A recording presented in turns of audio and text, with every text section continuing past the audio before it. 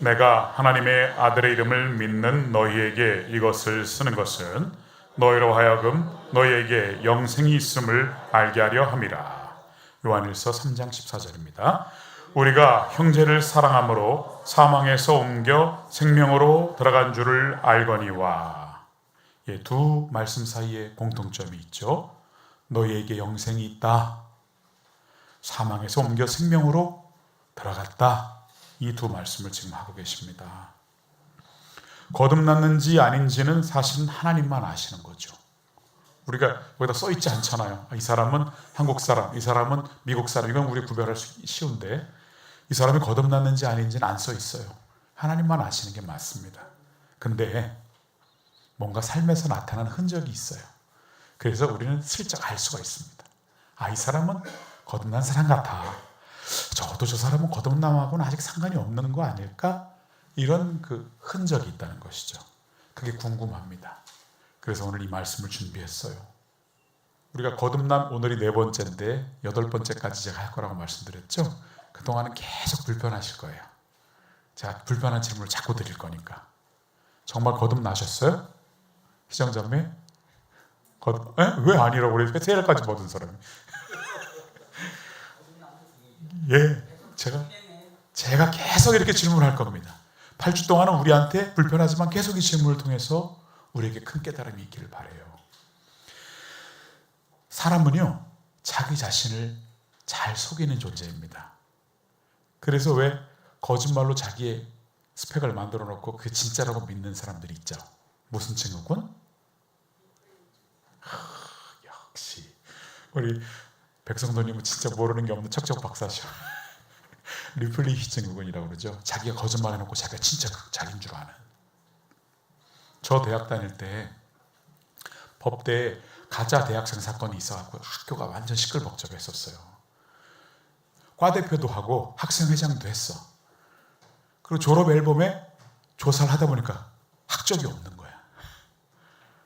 그냥 완전히 전부 모르는 사람이 없을 정도로 법대 내에 뛰어난 이치였는데 공부도 잘해. 막 성적도 잘 나와. 근데 한 번도 이 사람은 제대로 시험 봐서 학교를 들어온 적이 없는 사람이에요. 이런 일이 있었어요.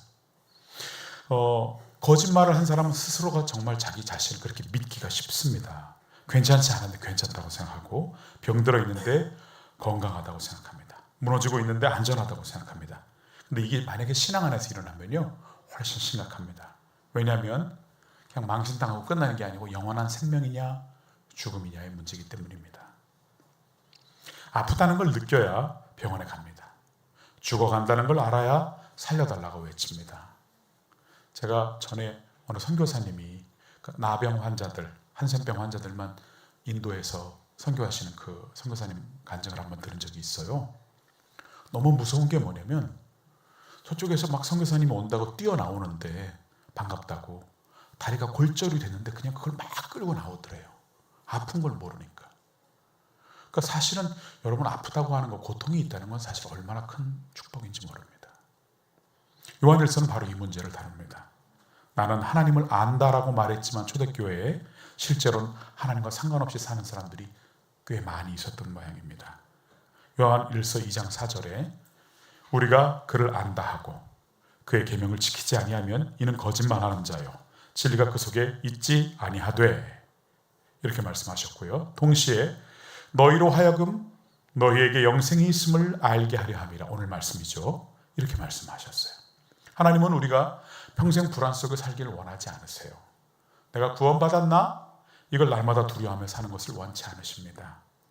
여러분 이 부분이 확실해지지 않으면요, 조금 이단 이런 분들이 오셔서 여러분에게 물으면요, 답할 게 없기 때문에 금방 넘어갈 수밖에 없어요. 우리 이건 너무나 중요한 부분입니다. 중요한 건 이겁니다. 근거 없는 확신이 아니고 참된 확신을 가지셔야 해요. 그렇다면 질문이 생깁니다. 어떻게 할 수 있을까요? 많은 사람들은 신앙을 종교활동으로 생각합니다. 교회 다니는 거, 예배 참석하는 거, 봉사하는 거, 성경 읽는 거. 근데 여러분, 이건 아주 중요한 거지만 거듭남 자체는 아닙니다. 왜냐하면요, 사람은 거듭나지 않고도 신앙생활하는 것처럼 보일 수 있어요. 예수님 시대의 그 바리새인들은요, 누구보다 성실했습니다. 기도했고요, 금식했습니다. 성경을 외웠습니다. 그런데 예수님은 그들을 향해 이렇게 말씀하십니다. 이 백성이 입술로 나를 공경하되 마음은 내게서 멀도다. 같은 신앙 같지만 중심에는 하나님이 없었습니다. 여러분, 이게 그냥 종교생활하는 것의 가장 무서운 점입니다. 세상 사람은요, 뭔가 자신을 증명하려고 굉장히 많은 노력을 합니다. 돈으로 증명하려고 하고, 성공으로 증명하려고 하고, 인정받음으로써 자신을 증명하려고 합니다. 그런데요, 종교적인 사람들은요, 신앙으로 자기 자신을 증명하려고 합니다. 나는 봉사하잖아. 나는 예배 빠지지 않잖아. 나는 말씀 읽잖아. 네가 세상에서 그렇게 돈이 많아? 나는 비록 돈이 없지만 봐봐, 난 40일 금식도 막 하잖아. 이런 식으로 자기 자신을 증명하려고 한다는 거죠. 어느 순간에 하나님을 믿는 게 아니고 하나님을 믿는 자기 자신을 믿게 됩니다. 그래서 요한은 단순한 종교 활동이 아니라 생명을 말하는 것입니다. 거듭나면요, 종교 습관이 아니고요, 죽어있던 영혼 안에 새 생명이 들어오는 사건입니다. 그럼 질문이 생깁니다. 그 생명이 들어왔는지 아닌지 우리 어떻게 알죠? 요한일서는 몇 가지 표제를 말합니다.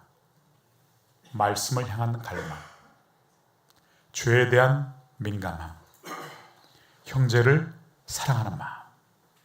근데 여기서 아주 중요한 사실이 있습니다.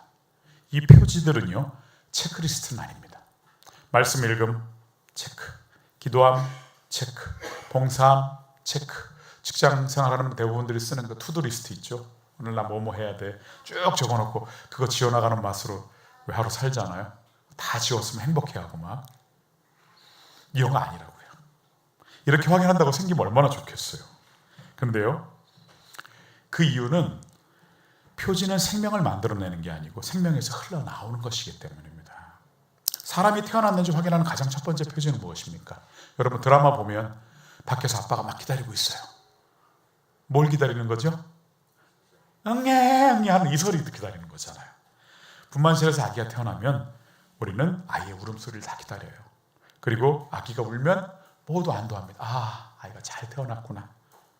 그 울음이 생명이 있다는 신호이기 때문입니다. 안 우는 아이들은 어떻게 한다고 그래요? 저는 직접 보진 못했지만 엉덩이를 때린다고 그러죠. 때려서 울게 만든다고 하죠. 하나만 여쭤볼게요. 아기가 울었기 때문에 태어난 겁니까? 아니면 태어났기 때문에 우는 겁니까? 태어났기 때문에 우는 거죠. 울음이 출생을 만들어내는 게 아니에요. 출생이 울음을 만들어내는 거죠. 거듭나면 똑같습니다. 말씀을 읽어서 거듭나는 게 아니고요, 거듭났기 때문에 말씀이 들리기 시작하는 겁니다. 기도해서 생명이 생기는 것 같죠? 아니요. 생명이 있기 때문에 하나님께 드릴 말씀이 있는 거예요. 형제를 사랑해서 구원받는 것 같죠? 아니요. 구원받았기 때문에 이전에는 없던 사랑이 흘러나오기 시작하는 겁니다. 여러분, 이웃을 위해서 목숨을 바치고 이웃을 위해서 단돈 10,000원이라도 내 주머니에서 주는 게 쉬운 일이던가요? 아니던데요. 그거 너무 힘든 일이던데요. 근데 왜 우리 안에 그런 마음들이 생겨요? 여러분, 생명보다 남들은 소중히 여기는 그 물질을 왜 맨날 하나님 앞에 나올 때마다 드리세요? 이게 좋은 데 쓰이길 바라면서 드리시죠? 왜 그렇죠? 예, 생명이 있기 때문입니다. 오늘 우리가 물어야 할 질문은 이것입니다. 나는 충분히 종교적인가? 그거 아니고요, 내 안에는 이전에 없던 생명의 울음이 시작되었는가? 이것입니다. 어떤 울음이냐고요? 주님, 저는 죄인입니다. 주님, 저는 정말 은혜 없이는 안 됩니다. 주님, 예수님이 아니면 안 됩니다. 여러분, 근자감이라는 말 아세요? 근거 없는 자신감. 그런 분들이 꽤 많아요. 전 굉장히 부러워요, 사실은. 예를 들어서 내가 보기에 저 사람은 하나 둘밖에 없는데도 막 100 가진 사람처럼 자신감이 넘쳐. 그리고 어떤 사람은 막 1000만을 가졌는데도 막 20, 30밖에 없는 사람처럼 행동해. 그러면 저는 그 근거 없는 자신감 가진 사람들이 참 부러웠어요. 근데요, 어릴 적부터 쭉 교회 안에서 크면서 말씀을 들을 때마다 내가 얼마나 죄인인지, 내가 얼마나 어리석은지, 내 힘으로는 아무것도 할 수 없다고 하는 걸 고백할 수 없었던 저의 모습이 저는 부끄럽진 않습니다. 그리고 우리가 그런 모습으로 살아야 한다고 강력하게 이 연사 주장하는 바입니다. 거듭난 사람의 믿음도 처음부터 완벽하지 않습니다. 기도 더듬거릴 수 있어요. 말씀 아직 읽어도 뭔 소리인지 모를 수 있어요.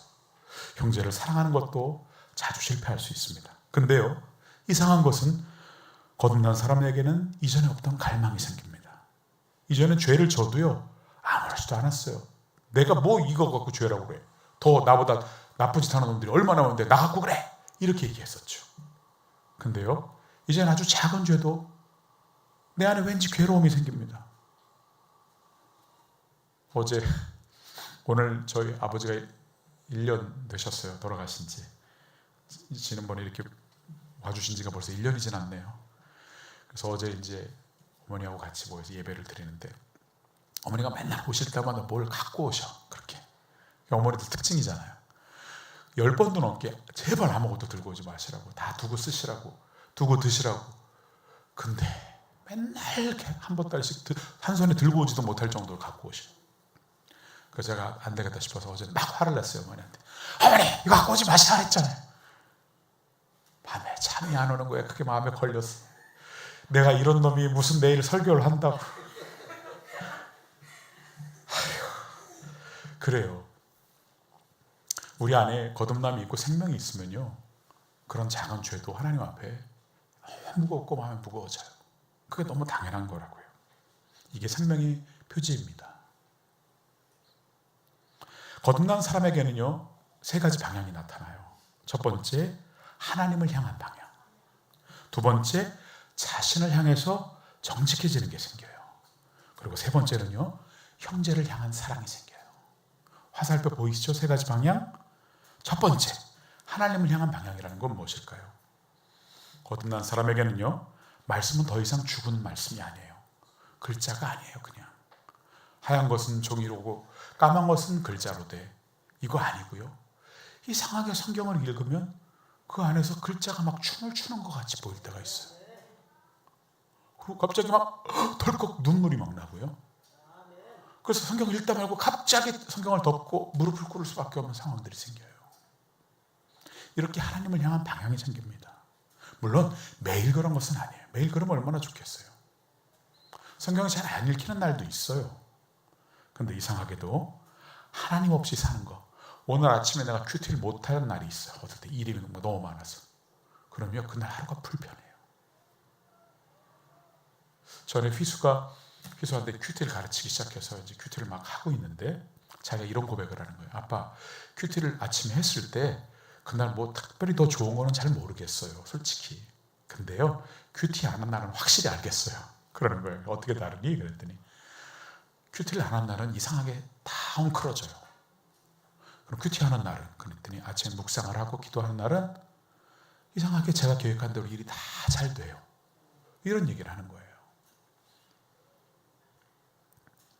기도하지 않으면 영혼이 메마른 것 같고, 예배가 끝나면 또 하나님을 찾게 됩니다. 이것은 억지로 하는 게 아니고 생명의 방향입니다. 두 번째, 자신을 향한 새로운 정직함이 생깁니다. 거듭날수록요, 의외로 자신이 더 죄인인 것처럼 느껴집니다. 왜냐하면요, 빛이 강해질수록 먼지가 잘 보이기 때문이에요. 저희 집이 동향이에요. 동향에서 아침엔 빛이 직접 들어오는데 점심 이후엔 약간 좀 이제 빛이 없어져요. 동향집이 그렇잖아요. 아침에 딱 보면, 바닥을 보면 보아줄 수가 없어. 막 먼지가 너무 많아. 그러면 이제 청소기 들고 막 청소를 해야 돼요. 근데 그 아침 시간을 못 보고 지나가면 하나도 안 더러운 것 같아. 너무 깨끗한 것 같아. 여러분, 그런 겁니다. 거듭나면요, 자꾸 뭐가 보여요. 그전에 난 괜찮은 사람인 줄 알았어. 근데 성경을 읽을수록, 목사님 말씀을 들으면 들을수록, 기도를 하면 할수록 자꾸 뭐가 보여. 막 부끄러워. 내가 이걸 모르고 여태까지 그랬단 말이야. 여기 시뻘건 김치가 막 국물이 튀었는데도 모르고 여태까지 돌아다녔네. 이게 창피한 것처럼 자기 자신을 자꾸 다시 보게 됩니다. 이건 퇴보가 아닙니다, 여러분. 점점 발전하는 거고 은혜의 방향이고 증거입니다. 거듭나지 않은 사람은요, 죄를 자꾸 변명할 거를 찾습니다. 그러나 거듭난 사람은요, 죄를 슬퍼합니다. 거듭나지 않은 사람은요, 자기 의를 붙듭니다. 근데 거듭난 사람은요, 점점 자기 의를 포기합니다. 바울은 이렇게 고백했습니다. 죄인 중에 내가 괴순이라. 괴수, 고질라 뭐 이런 거 있잖아요. 바울이 그만큼 타락했기 때문에 그럴까요? 아니죠. 우리하고 비교도 안 되게 멋진 분이셨어요. 근데 그런 분일수록 은혜 안에 있고 생명 안에 있는 분들은 내가 죄인이야, 나 같은 놈이 없어 이 세상에 라고 생각하게 된다는 거죠. 셋째, 형제를 향한 사랑이 생깁니다. 요한은 아주 분명하게 말합니다. 우리가 형제를 사랑함으로 사망에서 옮겨 생명으로 들어갔다. 이 증거가 형제를 사랑하는 것에 있다는 거죠. 거듭난 사람은요, 혼자 신앙생활하는 걸로 만족 못합니다. 재미난 얘기 해드릴게요. 닭을 키우는 분이 얘기를 해주시는데, 소위 노개는 알을 안 낳습니다. 젊은 닭은 알을 매일 낳습니다. 교회 안에도 새로 예수를 믿은 사람들은 희한하게 자꾸 생명을 잉태해요. 그렇죠? 우리 교회 새로운 성도님들 데려오시는 분이 누군지 잘 보세요. 근데 조금 오래되신 분들은 아유, 나 옛날에 다 해봤어. 그리고 안 하세요. 교회는요, 완벽하지 않습니다. 성도도 완벽하지 않아요. 상처받을 때도 있어요. 그래서 못 데려오시는 거 잘 알아요. 그리고 목사가 훨씬 더 훌륭하면 아마 많은 성도님들을 일로 데려오셨을 거예요. 제가 그거 잘 알고 있습니다. 회개합니다. 그렇지만요, 거듭난 사람은 혼자 신앙생활하는 걸로 만족이 안 돼요. 여러분 그거 아시잖아요. 여기 나가면 뭐 굉장히 맛있는 중국집이 있어요. 혼자 그냥 몰래 다니세요? 아니면 막 사람들한테 얘기하세요? 이상하게 맛있는 집은 다 맨날 얘기해. 저기가 진짜 맛있는 집이 있어. 누가 시켜서 안 해요. 왜 그렇죠? 내가 좋아하는 사람들이 똑같이 맛있는 거 먹고 즐거워하길 바라니까 그렇죠. 생명도 그렇습니다. 내 안에 참된 생명이 들어온 사람은요, 주변에 죽어가는 생명들을 아무렇지도 않게 볼 수가 없어요. 제가 이런 얘기를 들었어요. 어떤 성도님 한 분이 매주 딸한테 오늘 나랑 교회 갈래? 이렇게 물어보신다는 거예요. 근데 그분이 이런 얘기를, 제가 누구라고 말씀 안 드리겠지만, 근데 그분이 만약에 느낄 때 이 교회 안에 어떤 생명이 있거나 좋은 게 없다면 거기 데려가려고 하시겠냐고요. 거기가 아주 형편없고 이상한 사람들만 모이는 곳이면 야, 가지마! 오히려 막아야죠. 야, 내가 어느 식당을 가봤는데 겉은 번들을하는데 맛이 진짜 없어. 절대 가지마! 이렇게 얘기하겠죠. 똑같습니다. 여러분, 전도는 단순히 교회 프로그램이 아닙니다. 생명이 생명을 부르는 자연스러운 움직임입니다. 내가 살아났기 때문에, 그리고 내가 아직 죽음 가운데 있는 사람을 향한 안타까움이 생기는 것입니다. 내가 은혜를 맛보았기 때문에 그 은혜를 모르는 사람을 그냥 지나칠 수가 없는 것입니다. 그래서 거듭난 사람은 결국 새 생명을 잉태하는 방향으로 움직이게 됩니다. 말로만이 아니고 눈빛으로, 기도로, 기다림으로, 그리고 사랑으로 누군가를 품기 시작합니다. 이것이 생명의 또 하나의 표지입니다. 생명은요, 자기 안에만 갇혀 있을 수가 없습니다. 생명은 너무나 큰 존재이거든요. 주님이 우리에게 준 생명은 우리를 뛰어넘습니다. 참된 생명은 넘쳐 흘러서 반드시 또 다른 생명을 향해 흘러가게 되어 있습니다. 여기서 아주 중요한 질문을 제가 하겠습니다. 여러분은 지금 표지를 만들고 있습니까? 아니면 생명에서 열매가 흘러나오고 있습니까? 이 차이는 엄청 중요합니다. 가짜 신앙은요, 끊임없이 자기 자신을 증명하려고 합니다. 내가 얼마나 열심인지, 얼마나 열심히 헌신했는지, 내가 얼마나 괜찮은 신자인지. 근데 참된 신앙은요, 자기 자신을 붙들지 않습니다. 왜냐하면요, 거듭난 사람은 점점 깨닫기 때문입니다. 내 안에는 의가 없습니다. 내 안에는 생명이 없습니다. 나는 예수님 없이는 안 됩니다. 여러분, 이 고백이 나온다면 거듭남의 가장 깊은 표지인 것입니다. 더 이상 자기 자신을 근거로 삼지 않는 것입니다. 지난 3주간 계속해서 등장했던 단어가 있습니다. 자기 숭배교. 우리는요, 믿든지 안 믿든지, 즉 신앙이 있든지 없든지 다 사실은 무언가를 믿고 삽니다. 나는 무신론자야. 그에게 믿는 게 없을까요? 은행 잔고를 믿죠. 그리고 자기의 똑똑한 능력을 믿죠. 다 무엇인가를 믿고 있습니다. 대부분은 자기 숭배교라는 것을 믿고 있습니다. 자기 자신을 인정받기로 하고 자기 자신의 능력을 믿는 그 믿음 말입니다. 거듭난 사람은 어떤 사람입니까?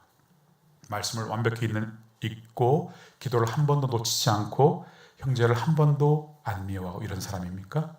아닙니다. 우리가 육신을 입고 있는 한 우리 그런 꿈은 진작에 깨자고요. 거듭난 사람은 이런 사람입니다. 주님, 저는 안 됩니다.